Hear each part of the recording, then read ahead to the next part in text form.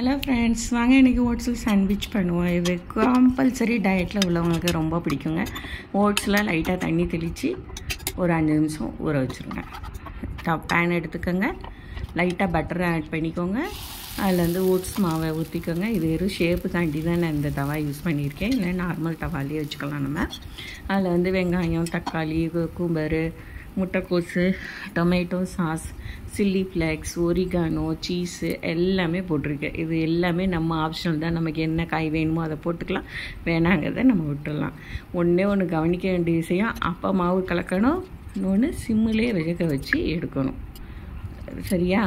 எடுத்து பாருங்கள், செம்மையாக கிறிஸ்பியாக இருக்கும். நம்ம ப்ரெட்டில் பண்ணுற சாண்ட்விச்சை விட இது ரொம்ப டேஸ்ட்டாக இருக்கும். டயட்டில் உள்ளவங்க ரொம்ப விரும்பி சாப்பிடுவாங்க, ரொம்ப ஹெல்த்தியானதும் கூட.